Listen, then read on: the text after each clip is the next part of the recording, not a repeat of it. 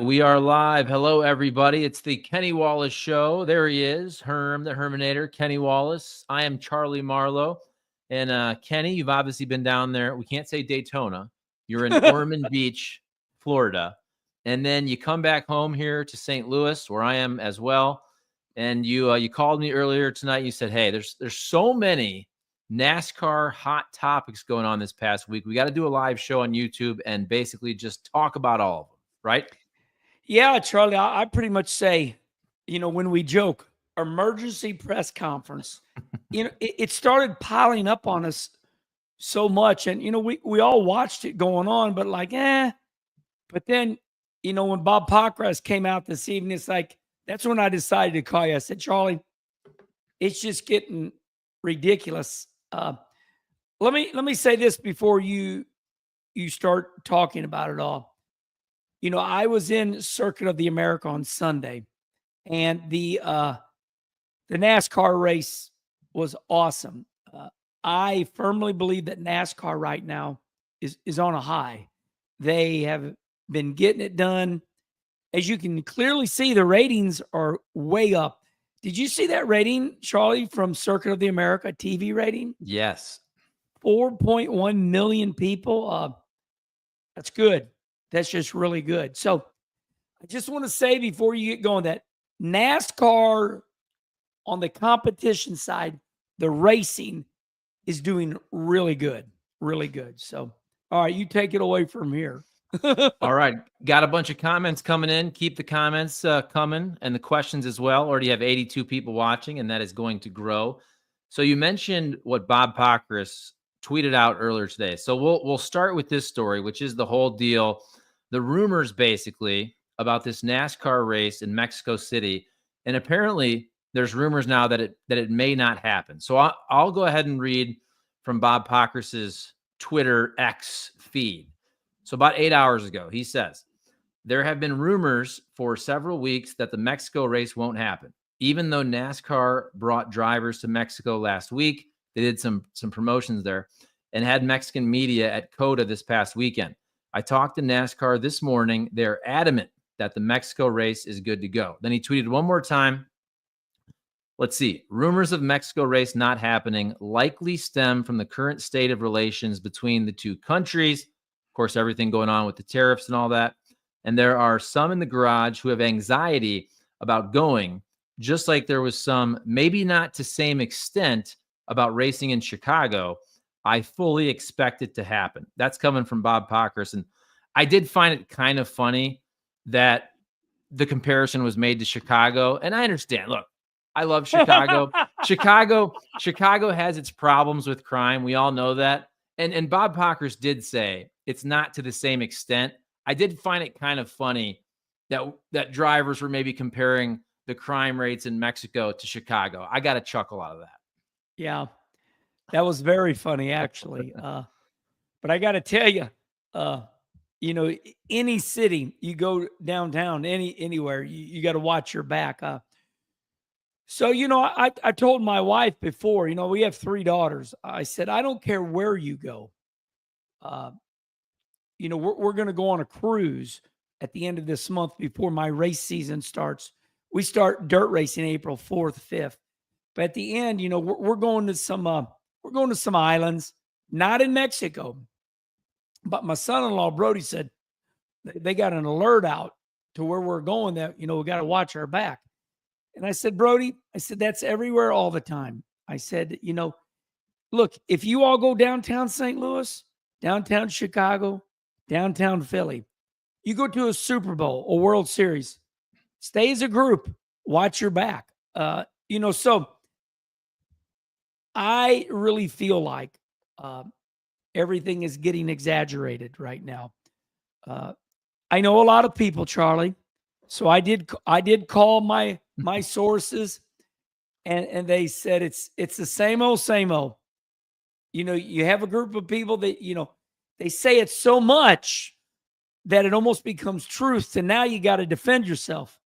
But at the end, my source said, this is nothing that some tequila and beer can't fix. So, NASCAR was adamant. But I think you and I are commenting on it because I never realized it, Charlie, but this anxiety thing, maybe anxiety was around in the 1960s, but I didn't know it. It's like the word anxiety is a famous word now. I got anxiety. I mean, there's times I feel, am I nervous or do I have anxiety?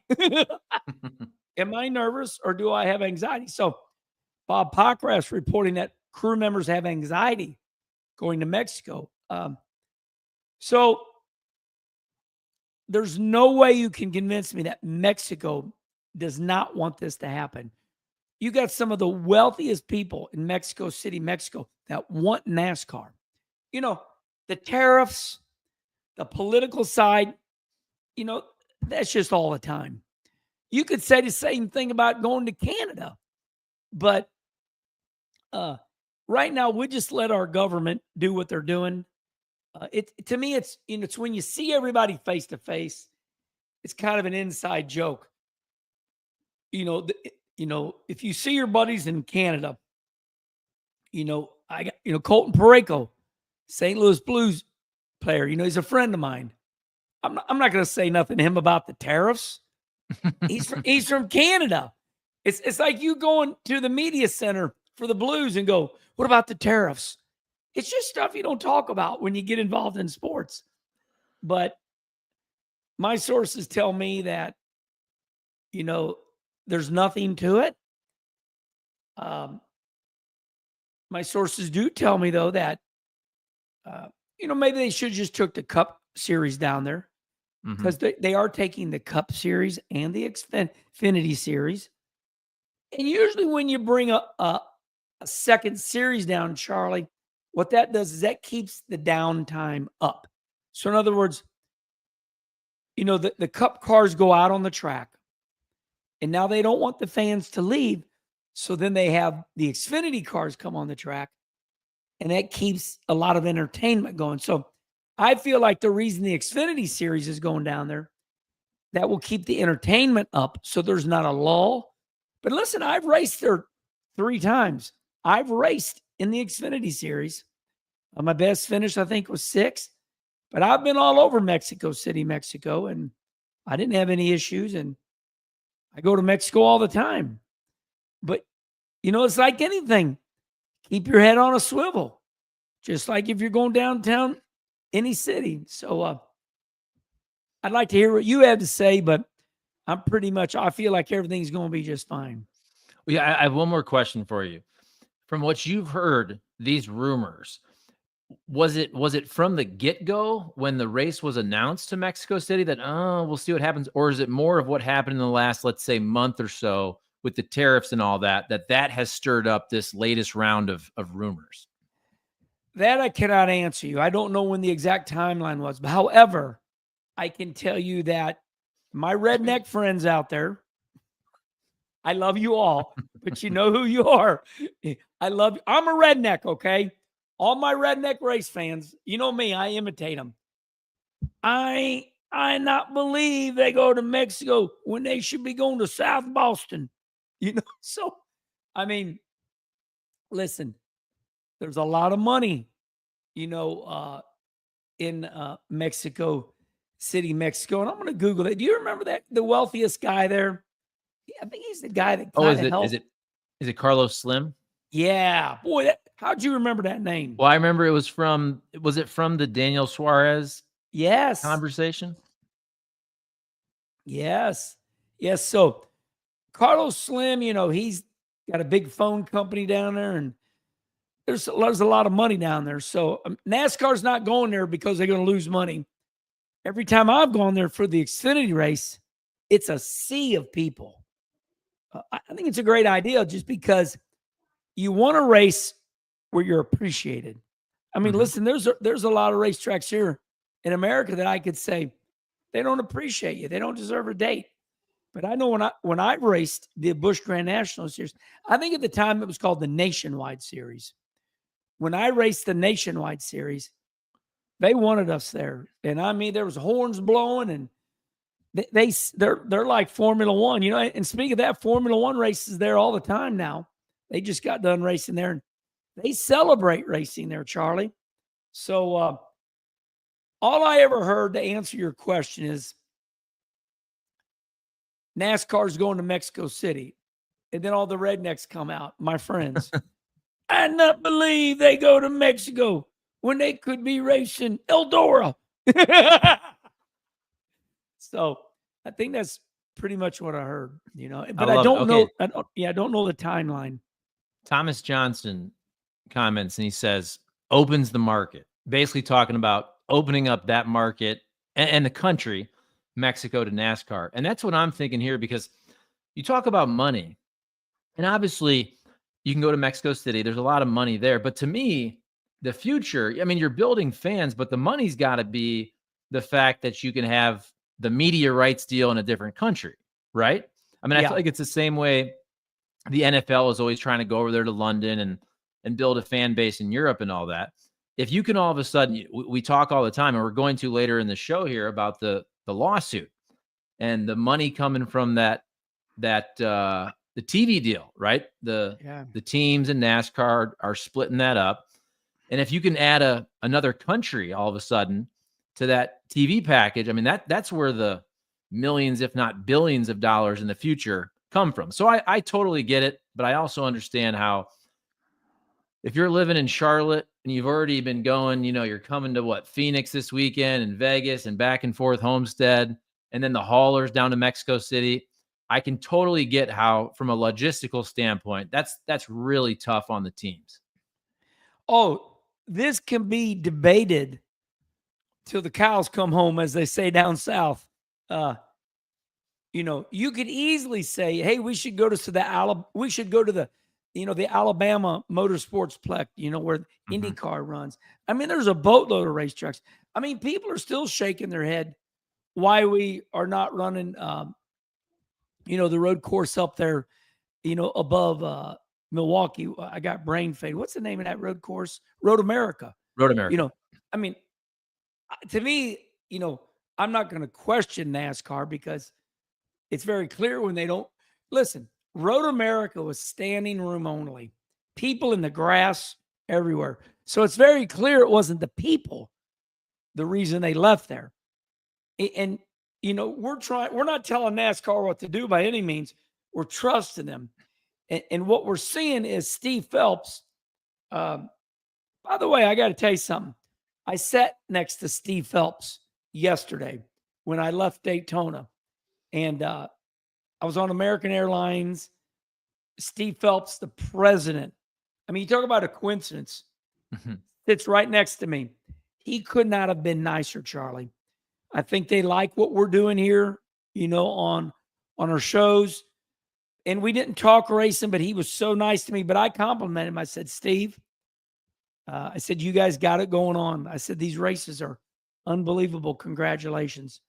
And then Rusty gave me a little lesson. When you converse with NASCAR, don't start talking, about racing. So, but Steve Phelps, the president of NASCAR, was extremely nice to me yesterday. So, I mean, here you go. Lance is saying, NASCAR should go to Now, I'm having fun, Lance. Don't get mad at me. But here's a perfect example. Why is NASCAR going to Mexico? They should come to Evergreen Speedway in Washington State.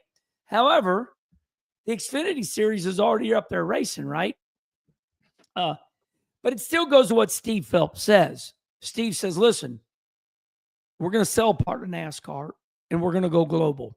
And that was news a month ago. So if Steve Phelps says we're going to sell part of our sport because we need to raise money, we're going to go global, then, we don't need to keep moaning about it and complaining. We're just going to go, oh, makes sense. Now we're saying that's why they're going to Mexico. It's because they say they want to go global. How many global races? I don't know. And our friend at Dirty Mo Media, Dale Jr., is like, I don't know why we need to go overseas. We got plenty of racing over here. And I agree with Dale Jr. to an extent, but when NASCAR tells us, no, we want to go global, then okay. If you want to go global, then I understand why you're going to Mexico City. All right. So we cited Bob Pockrass of Fox Sports earlier in terms of these rumors about Mexico City, and we'll do it again here. And this is good for anybody who's trying to follow the lawsuit, because they basically have an article on foxsports.com, and Yeah. it's always there about the lawsuit, and it provides updates every time there's an update. So if you're trying to get caught up on the lawsuit, you can go and you can see all the updates throughout the last, whatever it is, 4 or 5 months. So here's the March 5th update, a couple of days ago. I'll read 2 paragraphs real quick. NASCAR filed a counterclaim alleging that during the negotiations for a new charter agreement, 2311 co-owner Curtis Polk, who's the longtime business manager for Michael Jordan, and the 2311 and Front Row Motorsports teams conspired to use tactics that violated antitrust law. NASCAR cited Polk organizing a boycott of a charter-required team meeting with owners, and I remember that from a couple years ago, that meeting that was boycotted. Also, they allegedly tried to organize a boycott of a qualifying event, a boycott that did not happen.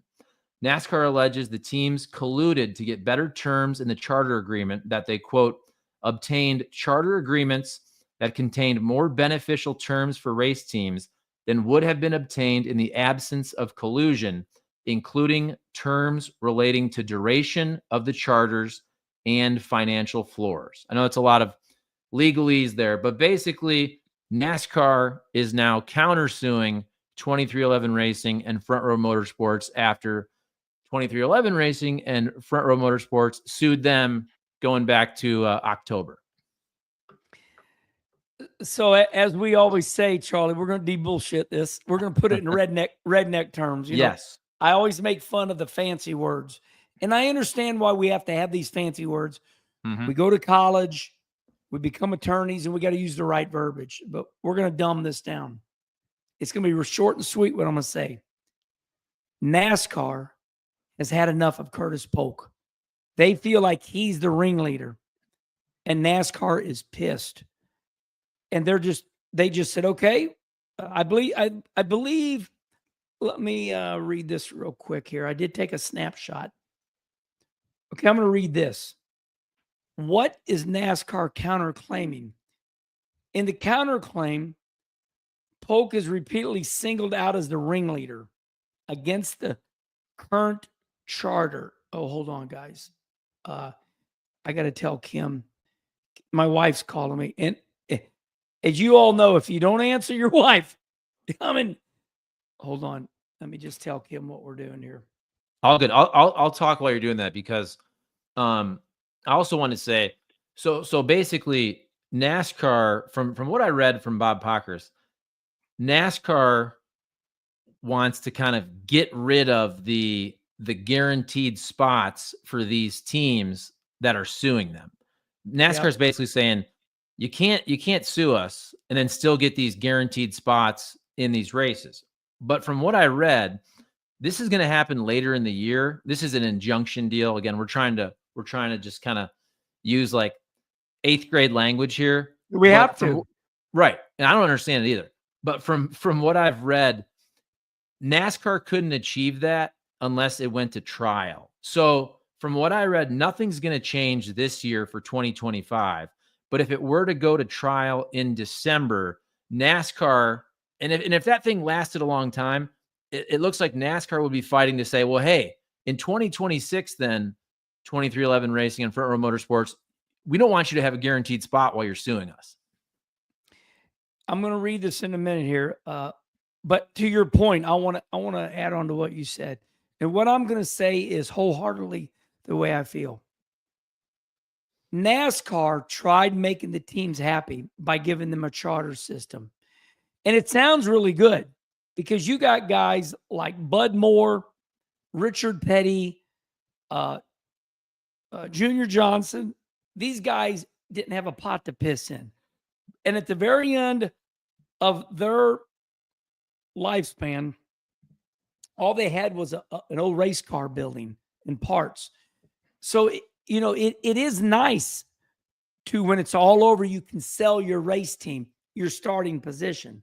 Okay, now that I've said that, NASCAR should have never done it. They should have never offered a charter up. But I do want to say this about NASCAR. I truly believe this. They tried to do the right thing. they're like, let's give them a charter.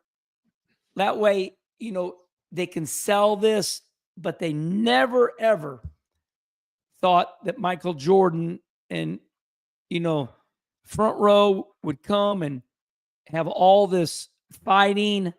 So, okay, let me read to you this so everybody understands. Jenna Fryer, the Associated Press. This is where this comes from. What is NASCAR counterclaiming? In the counterclaim, Polk is repeatedly singled out as the ringleader against the current charter proposals. NASCAR attorney Christopher Yates went so far as to tell the Associated Press that Polk, who in addition to being Georgia's business manager, is a co-owner of 2311, along with three-time Daytona 500 winner Denny Hamlin. And they're saying Polk does not understand NASCAR business model. And NASCAR is saying Curtis Polk basically orchestrated and threatened a boycott, as you said, of one of the qualifying races for a major event, and others did not go along with him. Yates said. Now, Yates is the NASCAR attorney. He got other teams to boycott a meeting that was required by the charter. And then in the end, I think this is why NASCAR has finally had enough. When you have a threatened boycott of NASCAR qualifying races that are covered by media, that's not good for the race teams and not good for everything we're trying to do collectively for the sport. So in the end, the reason you and I called this emergency press conference is NASCAR's had enough. And they're like, we're going to sue your ass. And we're going to sue you for what everything I just read. I just read it. That came from Jenna Fryer, the Associated Press. And that was all, NASCAR's Yates. Yates said all that. So basically NASCAR is saying Curtis Polk has conspired for all these teams to not run a practice session, boycott a meeting, and we still got a lot more to talk about. But in the end, what do you feel? I'm just going to say this. I think NASCAR's had it up to here. And I want to add this before I let you talk. NASCAR said, we will not settle. We will go to court. So that tells me how mad they are. So, yeah.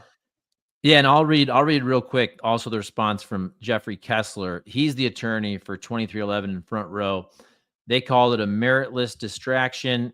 And the quote is, my client's lawsuit has always been about transforming NASCAR into a more competitive and fair sport for the benefit of drivers, fans, sponsors, and teams because of their love of the sport.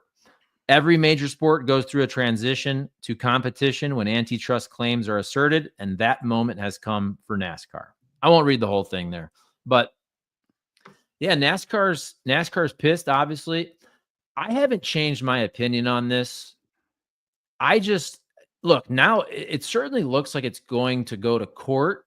At first, I just have always felt that I think NASCAR is going to have to budge a bit when it's all said and done.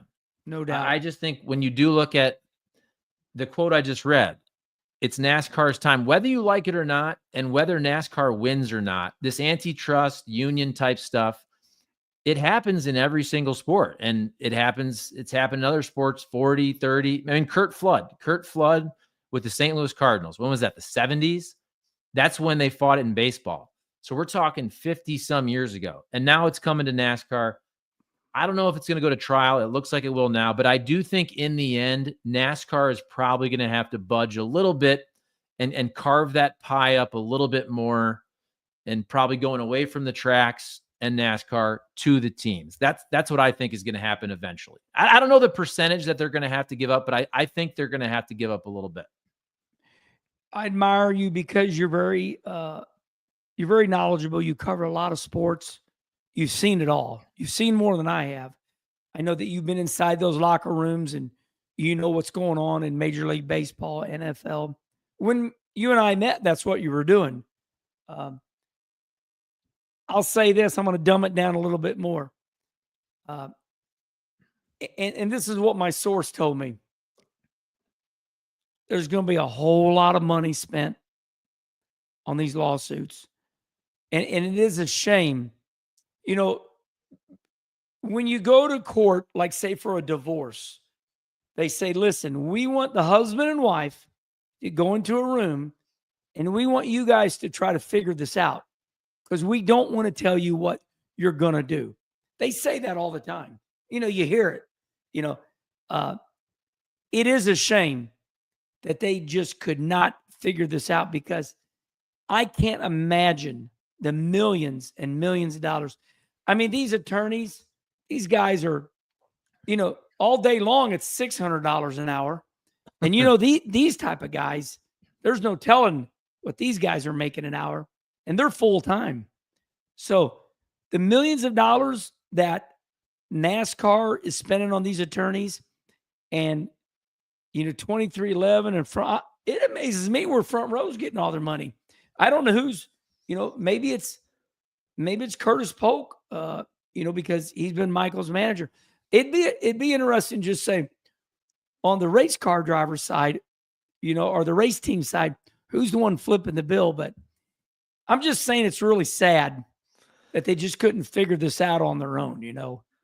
Man, it is a mess, you know. So and I just felt like, you know, I was done talking about this until NASCAR said, no, we're going to sue you. It's like Schrader don't want to talk about it. You know, when we do Herman Schrader's like, not my deal, man. I'm like, okay, not our deal, Schrader, but now NASCAR's announced they're suing them. So it is a shame for another reason. The sport is doing so good right now. 4.1 million people watch that race. You know, the racing's incredible. So, yeah, that's where we're at. I will say, just finishing on this topic, though, I'm wondering, because the sport is doing so well, I just wonder if modern sports fans, if they look at it as much as a negative.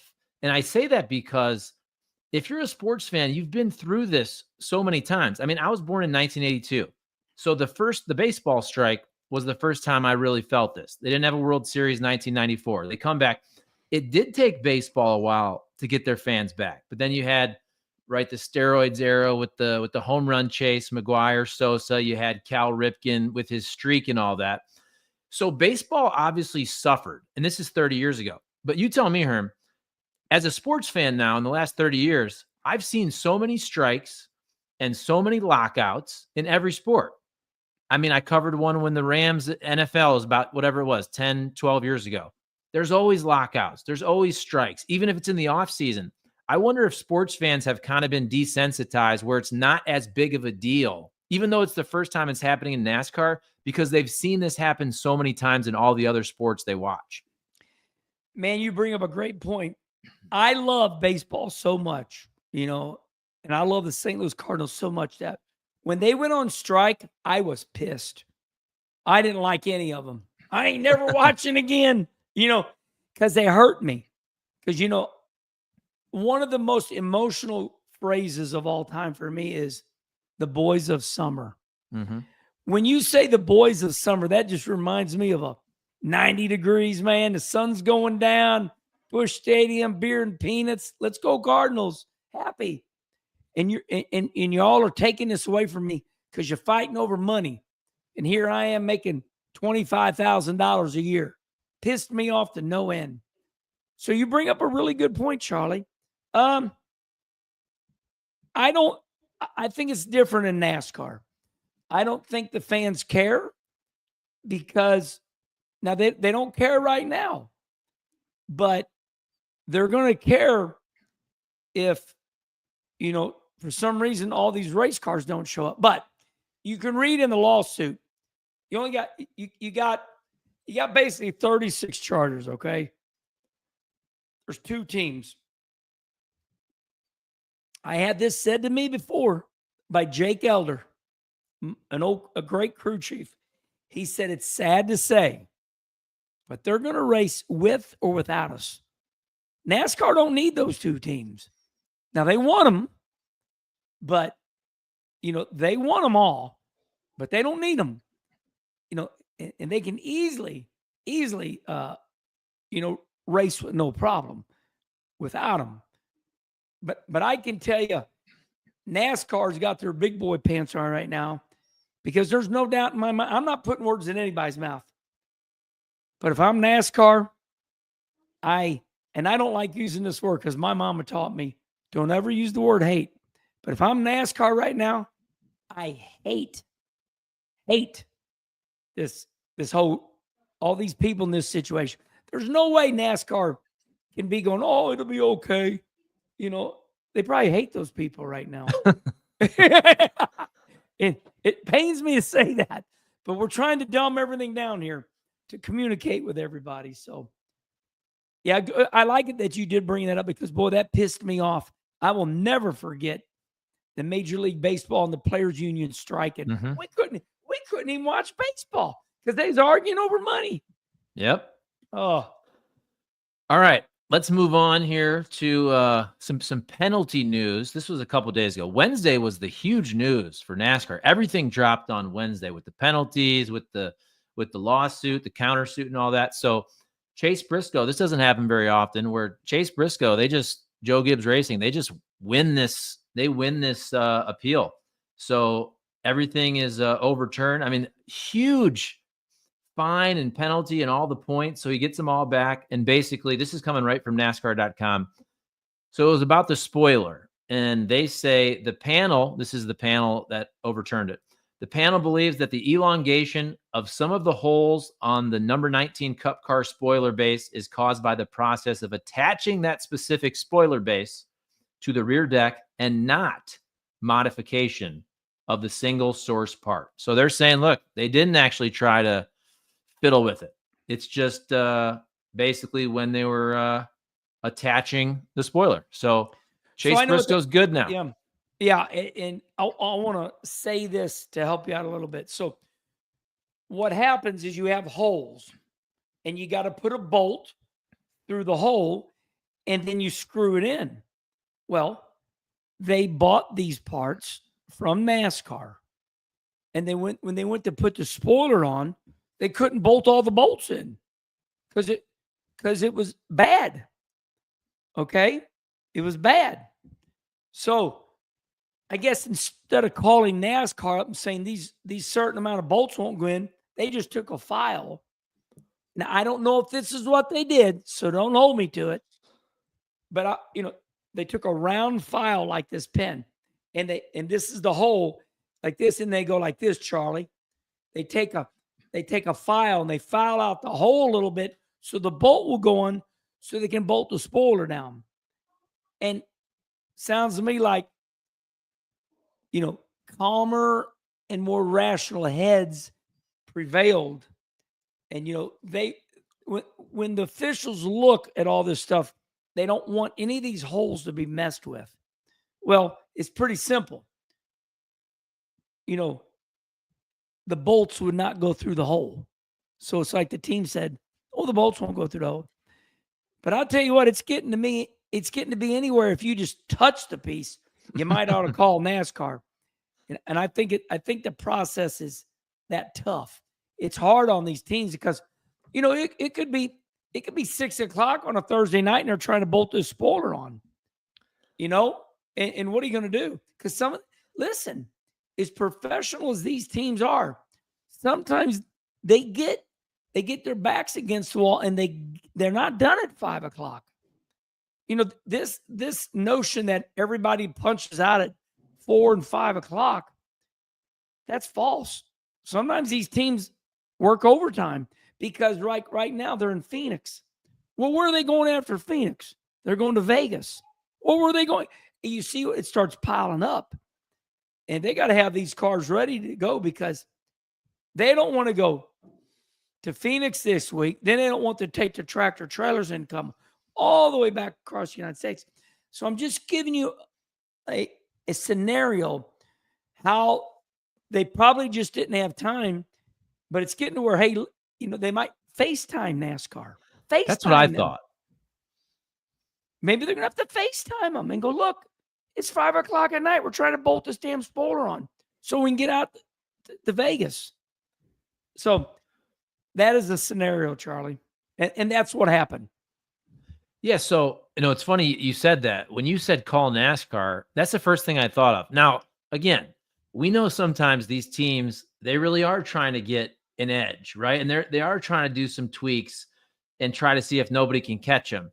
But I'm thinking with the way NASCAR polices this, if you're working on that car and there's anything that is you're even 1% wondering if you're doing it wrong, don't you have to, you said FaceTime, don't you have to at least take a video while you're doing it to potentially show them, hey, here's why we did this, because we were trying to bolt it on. We're just trying to do, but like, I feel like you would at the minimum have to do that to cover yourself. If there's anything that is not basically just strictly by the book, I feel like you would have to let them know at this point. Yeah, I agree with you. And that's a great idea. Because I mean, there are still going to be people trying to gain an edge, just like you said. But boy, you mess with that car 1 ounce, because NASCAR makes every single piece. They make everything. And they don't build the motor, but they might as well, because they will bring it back to the chassis dyno. They can make you tear the motor down, and they can measure everything inside that motor. Okay, moving forward, Charlie, I want to talk just a little bit about this penalty, how big of a deal this is. So Chase Briscoe was like basically like dead last, like laster than last, because he came out of Daytona negative. So like he was fined 100 points, but also he was docked the 10 playoff points, right? So you get the points for finishing. I think he finished 4th or 5th, something like that, 6th maybe. Chase Briscoe, I think he was 6th in the Daytona 500, whatever. So you get those points, right? You get those points. The NASCAR says, no, we're going to take those points away from you for finishing 6th. But there's separate points. He also received 10 playoff points through the stage racing at Daytona. So he literally got 110 points added back on. So I'm going to exaggerate here, but he went from 40th into points like to 5th. I'm exaggerating, but it's that scenario, you know? And listen to this. They fined them $100,000. And as we all say, oh, that's no money, but that's a lot of money. And, you know, and not just that, but the crew chief was going to be suspended 4 races. So you get 110 points back. You get your $100,000 back. And now you get your crew chief back. This was a massive appeal win. This was bigger than big. And that's why you and I decided to break it down a little bit. All right. So continuing with the penalty drama. Same day. Always drama. We love the drama. But Austin Cindric, so he is penalized. But I think the big talk and the big controversy was why he wasn't suspended for a race. And NASCAR came out, and the other races that they were comparing it to was Bubba Wallace on Kyle Larson 2022 Vegas, and Chase Elliott on Denny Hamlin 2023 at Charlotte.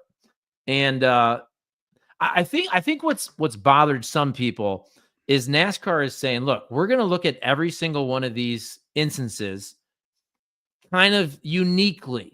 Right. And I'll find the quote, but NASCAR basically said, because it's a road course, because there was no caution, and because the speeds are lower on a road course, essentially, I can give you the whole quote, but that's essentially, I'm paraphrasing what they said.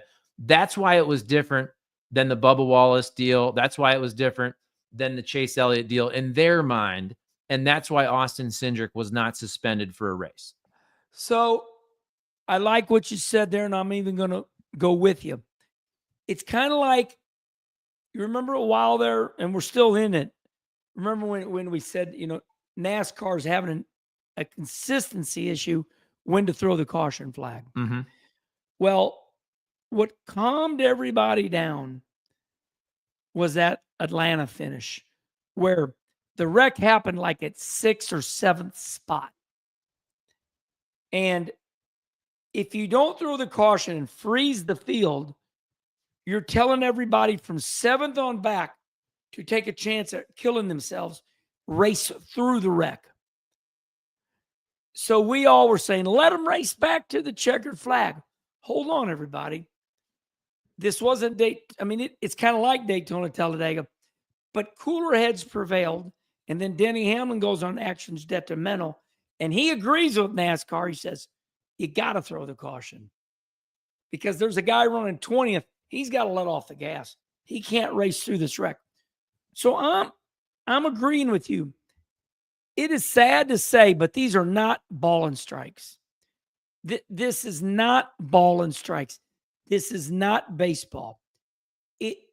These are calls. These are human calls. So I want to say one more thing. We watched that race, and I watched the video. It's very clear. You can go on Google right now and go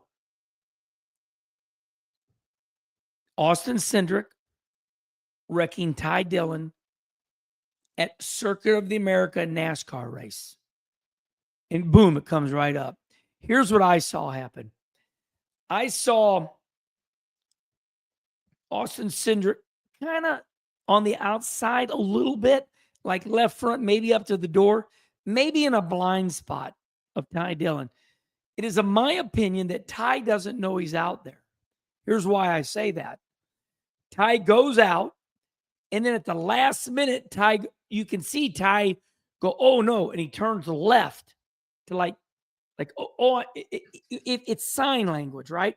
It's like you see Ty Dillon go, oh no, and Ty Dillon turns left, and then you see Austin so mad, he chases them halfway across the racetrack, and I mean he didn't spin him out.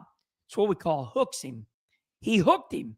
He took his left front and running into Ty's right rear in front of the field on the front straightaway. And it was pretty ugly. But so you want to announce what the fine was? Okay, so I think it was what, $50,000. I'll find it right and 50 here. Points. Yep. So yes, here we go. Cindric loses 50 driver points. Fine. God, that's big. 50, yeah.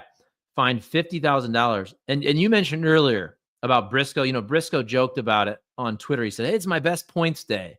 Yeah. I'll check that too. I think he went from 40th to maybe like 15th. But look at this. Because Cindric's been running well, obviously, especially on the super speedways. Cindric drops with the 50 driver points. He drops from 11th to 35th. Holy crap. That's insane. That's bad. And the other thing I found interesting is Team Penske and Austin Cindric, they decide not to appeal it because Roger's a no bullshit guy. Sorry for saying that. Hopefully I get away with that. It's all good. Roger Penske has always been straight up. We've said it before. Roger Penske does not cheat. However, his team might, so I'm sure the manager of Penske Racing went to Austin and said, did you do this on purpose? And Austin probably said, yep. So they did not appeal it. So I got cottonmouth. I think that's it, everybody.